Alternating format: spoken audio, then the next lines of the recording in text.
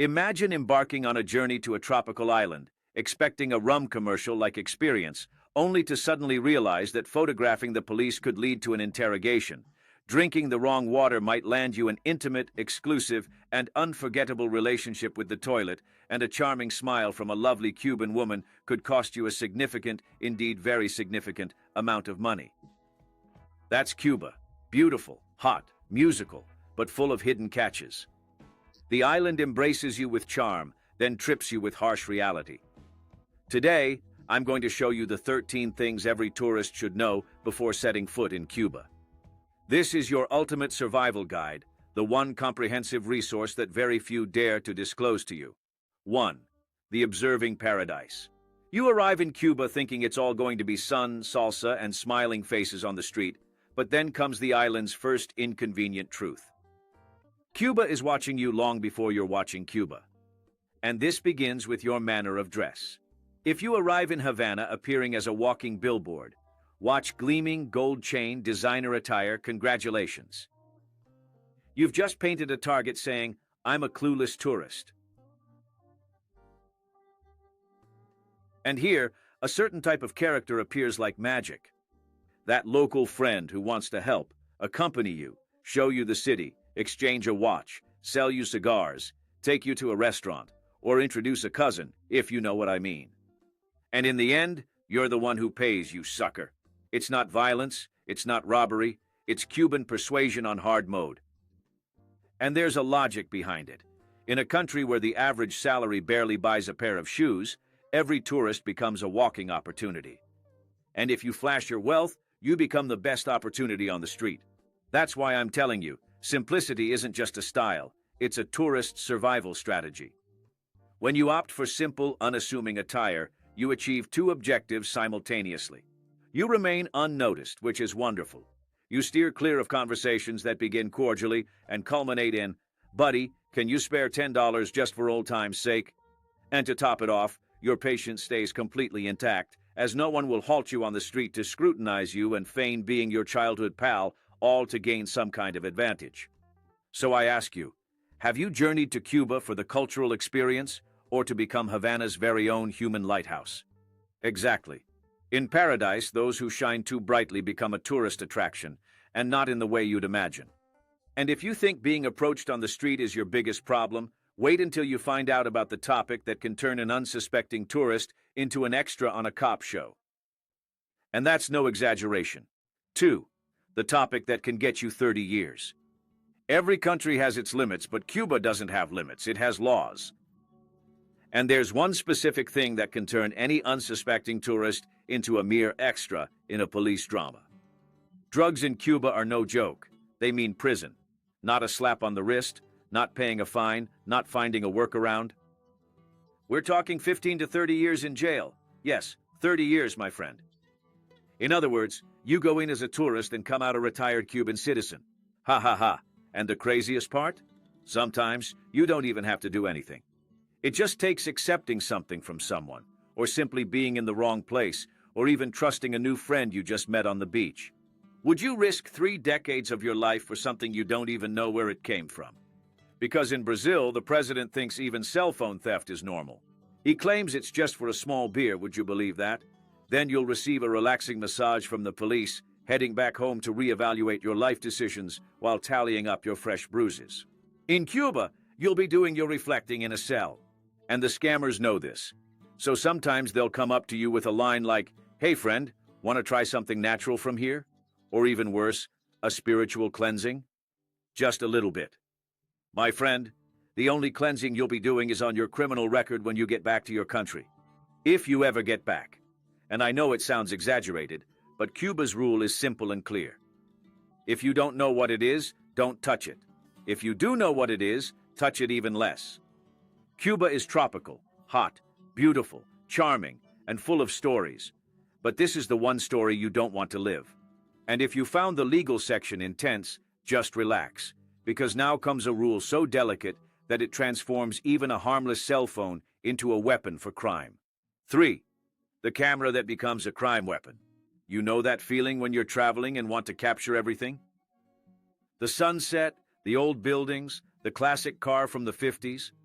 In Cuba, there's one more specific detail on that list. Don't include police in your travel album, okay? Indeed, it's against the law. Capturing images of police, military, or any official can transform your phone into a weapon of crime. And that's no exaggeration. If a cop sees you pointing a camera at him, you unlock 5 stars in the Cuban tourism version of GTA. Interrogation, equipment confiscated, and the possibility of being stuck there, standing in the sun, explaining the obvious. I just wanted to take a picture, but to them, a picture isn't just a picture. It's a sensitive matter. It's the state. It's image control. And as you can no doubt already surmise, the Cuban authorities are very reluctant to share the spotlight with anyone else. And frankly, speaking from my own experience, I've been approached on the street simply for recording an entirely ordinary scene. The serious officer stated, "No recording." I asked, "It's a street?" He said, "You can't." End of discussion. How do you tell your followers your video's delayed because Havana gave you a taste of dictatorship? And that's why I'm telling you. Filming in Cuba can get you incredible content with lots of views, or a huge, unnecessary problem. The sunset is beautiful, the buildings are beautiful, the cars are beautiful. And the police officer? Leave him out of the picture, okay? For your own safety, and as a matter of common sense. 4. Food that might just floor you. Tourists typically love to eat like locals, but I've never seen tourists do that in India. Ha ha ha. Ha. But in Cuba, that phrase comes with a giant asterisk. What a Cuban eats, your stomach might not be able to handle. And I'm not even referring to exotic or unusual dishes. I'm referring to a simple traditional beverage, renowned in the eastern part of the island, which is essentially a true test of human stamina. I still remember the old man who offered me this drink. He looked at me, smiled, and said, "Sip it slowly so you don't explode." I laughed, but when the drink went down, I realized he wasn't being metaphorical. It's potent, it's sweet, and it's fermented in a traditional manner that no modern laboratory would ever sanction. And it's made with plant roots that honestly, not even Google can properly identify. Cubans consume this like it's mere lemonade. However, you, a tourist accustomed to mineral water and pH-balanced bottled drinks, will likely take a single gulp of this astounding concoction and find yourself embroiled in an entirely unplanned and unexpected ordeal. So I asked, "What is this drink?" He just smiled and replied, "That's Oriental brew, or for friends, just prue." And there's a crucial detail. Cubans drink tap water, tourists drink filtered water with a French name. Their immune systems developed at a vigorous party, capable of facing off even against those of Indians. Yours? They grew up in a nursery run by grandma. Should you consume any unfried street food or partake in beverages of dubious origin, you face the genuine peril of enduring a night in the lavatory, forfeiting a day of exploration, or even more gravely, compromising your personal dignity. Did you travel to Cuba for the culture or for cultural diarrhea? Cuban cuisine has its charming side, it does, but the side that takes you down is also always right there, around the corner. So the rule is simple. If it's fried food, you're good to go. If it's fermented, be wary. Was it offered with a smile? Run. And if the food has already left you a bit shaken, take a breath, because now comes the most classic trap on the island. She smiles, embraces you, then presents the bill. 5. The island's most classic trap, the hustlers. Every tourist city has its scammers. In Paris, it's the bracelet guy. In Rome, it's the fellow who blesses you and then charges you for it. But Cuba? Ah, my friend, Cuba has a special category, the famous hustlers. And if you've never heard that word, write it down, because it will make a lot of sense when you set foot there. The hustler is a character who combines charisma, poverty, necessity, and professional improvisation. They don't threaten you. They seduce you with friendliness. It works like this. You're walking peacefully through Havana. You spot a beautiful building, a charming street, a vintage car. Then a smiling young Cuban woman appears saying, "Friend, where are you from? Want me to show you an amazing place?" And amazing here can be anything. A restaurant, a shop, a photo, a cigar, a drink, a dance. Even companionship, if you catch my drift. It consistently unfolds in the same manner, with initial charm, a flattering remark, and that distinct feeling you've discovered a local confidant or perhaps a long-lost connection. But it ends differently, with a demand, and not necessarily for money. They sometimes ask for food, soap, perfume, a shirt, foreign currency, or whatever's in your pocket. And here, an important reflection is needed. It's not malice, you see, it's survival. In Cuba, many people live on a salary that wouldn't even buy lunch in your country. Because of this, a tourist becomes a walking source of hope and extra income. So I ask you, is it a scam, or is it the country that pushes good people to live like this? But let's get to the facts. The hustler isn't just friendly, they're persistent. If you give them an opening, they'll follow you for entire streets. If you smile too much, they'll rope you into a conversation. And if you accept the free favor, the bill always comes in the end. And there's another version too.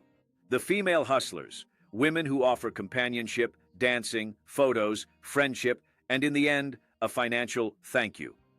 This exists because the country created an unofficial economy based on charisma for survival.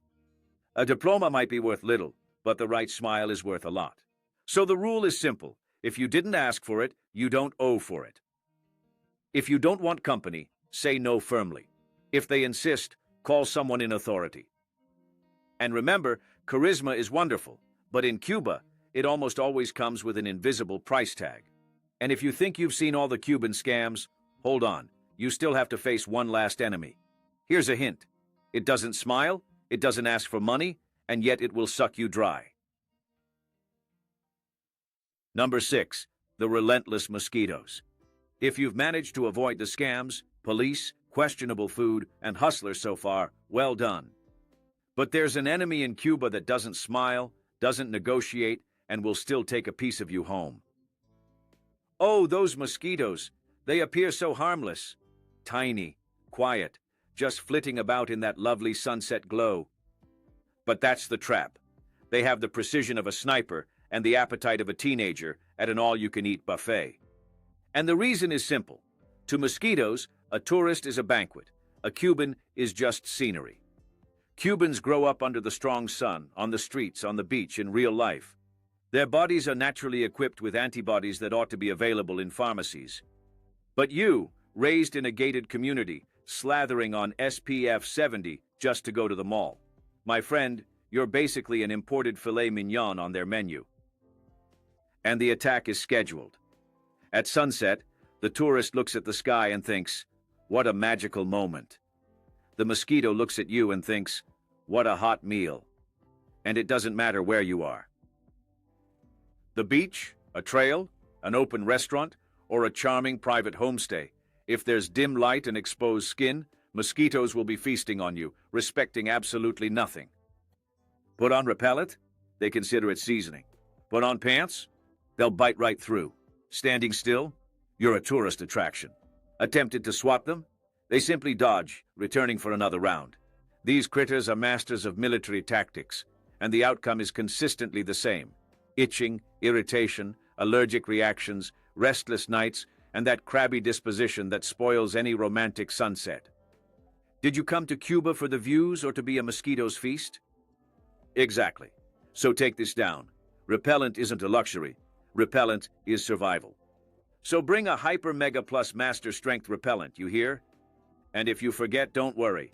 The Cuban mosquitoes will remind you real quick, in their own loving way. And hey, before we continue, send this video to that friend of yours who loves getting sucked on, because with the mosquitoes in Cuba, he'd be the happiest tourist on the island. 7. The cigar that isn't a cigar. If there's one thing every tourist wants to do in Cuba, it's buy a cigar. It's practically a ritual.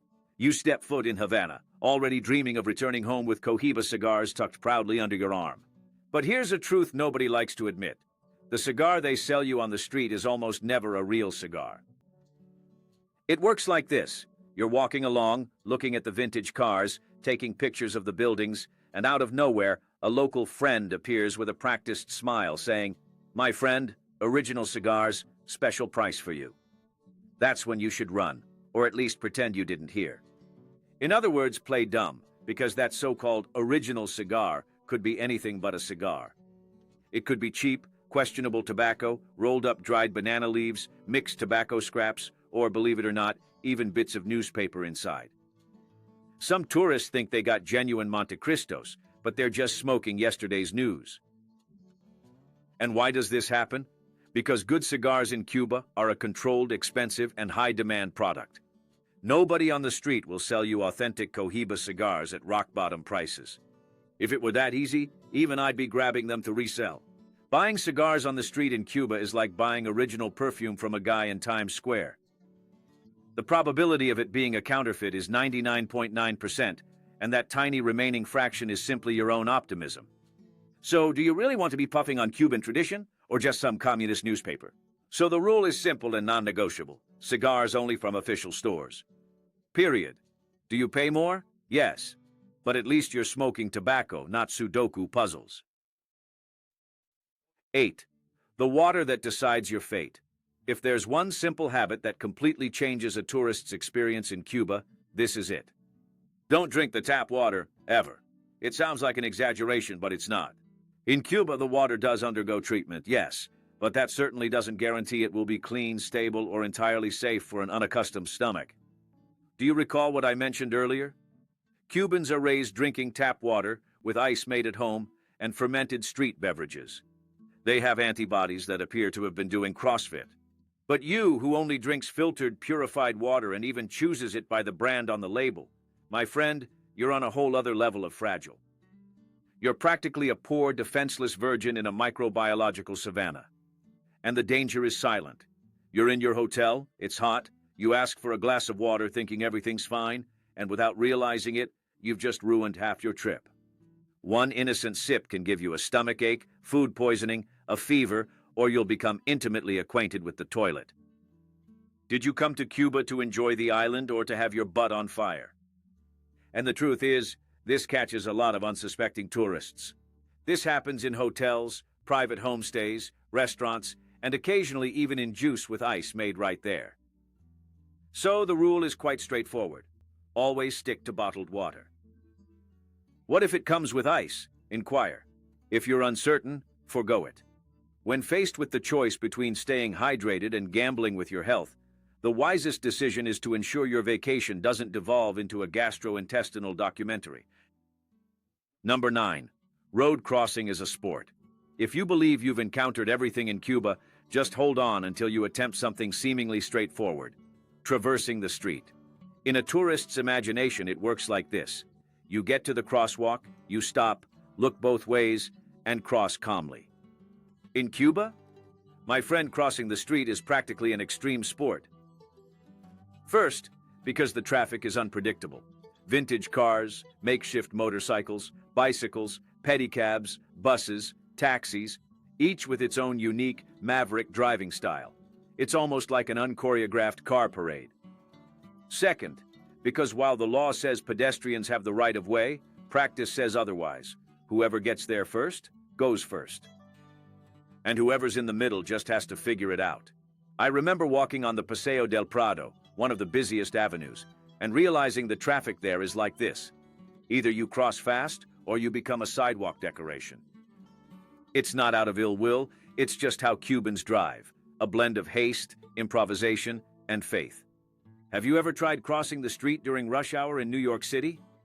So, just imagine that, but with vintage cars and absolutely no air conditioning. Exactly. It's intense, but it's also part of the adventure. So here's a tip. Look both ways. Then look again. And only cross when you're 120% sure. 10. Driving can be a death wish. If crossing the street is already a sport in Cuba, driving is practically a death wish. And it's not an exaggeration. Cuban roads present their own unique, unpredictable challenges, all beyond your control. First problem, the potholes. They're not just potholes, they're craters. You're driving along just fine, and suddenly it's like a portal to the Bermuda Triangle opened up right in front of you. Second problem, animals on the road. By day, there are dogs, goats, horses, chickens. At night, whatever's left of the entire animal kingdom shows up, and they all cross the road like they're heading to an urgent meeting. Third, the lighting, or rather, the lack of it. Some roads become so pitch black that you might even believe you've entered a dark movie. Most importantly, at night, you just can't see danger, but danger sees you clear as day. Combine all of that with the vintage cars, the makeshift parts, and a driving approach that blends courage with optimism, and you've concocted the ideal formula for an instant adrenaline surge. In Cuba, the car might be a 1950s American classic, but the risk is very much up to date. So take it slow, be patient, and most importantly, be certain that if your car doesn't betray you, a pothole just might. Think it's over? No, my friend. Now comes the part where you find out even your lodging can turn into an adventure, and sometimes an illegal one. 11. Private homestays. Not everything is allowed. One of the most rewarding experiences in Cuba is staying in the renowned private homestays, which are family homes accommodating tourists. It's cheap, comfortable, and welcoming, and you feel like you're truly living the island's daily life. But here's the part almost no one knows. Not every private homestay is legal. In Cuba, absolutely everything requires state authorization. And accommodation is one of those things. The residents must possess a special permit to receive tourists, pay taxes, and adhere to government regulations. If the house doesn't have this license, you might think you're saving money, but the owner can be fined, you could be questioned, and in the end, you have no right to complain about any problems. And yes, problems do happen. Air conditioning that doesn't work, running out of water, makeshift facilities. And if you're in an unauthorized private homestay, you'll have no recourse. It's like checking in illegally. You get the discount, but you don't get the protection. So why does this happen? Because many people in Cuba try to earn extra, and opening their homes to tourists is one of the few real ways to increase their income. However, not all individuals are able to afford the necessary license or consistently adhere to the system's regulations. So, before you pick where to stay, it's quite simple. Just ask for their license, request to see the official sign, or verify if it's listed on trusted applications. An amazing house certainly does exist, but a legal one is the perfect combo for your trip. 12. The souvenir that becomes an environmental crime. Every trip has that classic moment. You want to bring a little something home. Something beautiful, different, that just screams Cuba. But here's a truth almost no tourist knows. Some souvenirs can land you in hot water both on and off the island. In many street fairs and popular markets, you'll see gorgeous items, bracelets, sculptures, necklaces, ornaments, handmade art. And some of them are made with materials that seem super exotic. And they really are. Exotic and illegal. The most common ones? Black coral, turtle shells, protected seashells, and other materials taken from endangered species. All of this has an incredible look, it's true, but it also causes a huge headache. It's an environmental crime in Cuba and in the country you're taking it to. Here's how it works. The artisan uses the material, you buy it, thinking it's beautiful, pack it, travel happily, but at the airport, the X-ray reveals all. Agents spot the forbidden item, and your souvenir becomes evidence. And nobody wants to be explaining to customs that the black coral was just a little gift. Do you prefer to adorn your home or instead find yourself decorating a police report? The answer is straightforward. Just purchase handicrafts fashioned from wood, seeds, natural fibers, ceramics, leather, or other explicitly allowed materials. Steer clear of anything that appears excessively exotic. If someone claims this item is exceptionally rare, chances are it really shouldn't be offered for sale. Cuba indeed possesses beautiful art. You just have to select pieces that won't land you in trouble at the airport. And now we come to the most sensitive part of the entire trip. It's not food, it's not water, it's not the police. Guess what it is? 13. The forbidden topic. After surviving the scams, the mystery food, the mosquitoes, the treacherous water, the streets, the traffic, the fake cigars, and the forbidden souvenirs, we've reached the final warning. This is the most delicate, the most unpredictable, and without a doubt, the most explosive issue. Do not discuss politics with a Cuban, ever. Not out of curiosity, not as a joke, not even just to understand a little more. In Cuba, politics isn't a topic, it's a minefield. You might start talking about something simple, and before you know it, the chat has turned into a philosophical, emotional, historical, ideological debate, and you're in the middle of a gesticulating Cuban, his cousin listening behind the door, and three neighbors chiming in uninvited. Politics in Cuba is exceedingly sensitive. Depending on the person, a simple comment could escalate into a full-blown sermon, a detailed history lesson, an impassioned debate, or an impromptu diplomatic crisis right there in the room. Did you come here to enjoy Cuba or to accidentally start World War III? There isn't a right or wrong here, just one undeniable simple truth. A Cuban's relationship with politics is deep, complex, and full of scars. And as a tourist, you're not there to reopen any. So the final advice is clear. Avoid politics, enjoy the island, and let Cubans handle their own debates. Cuba is beautiful, intense, musical, nostalgic, tough, and captivating. However, politics and holidays simply do not mix well. If you've survived all this, scams, potent food, tricky water, mosquitoes, traffic, banned souvenirs, and volatile topics, congratulations. You deserve the official Cuban Survival Diploma. If you've made it this far, comment Cuban Survival Guide below, just so I know who really survived the 13 truths of Cuba. And hey, don't close this video yet. Click the video on your screen now, as I'll show you things no one else dares to. And it might just completely transform the way you perceive the world. So, take good care, and I will definitely see you in our next video.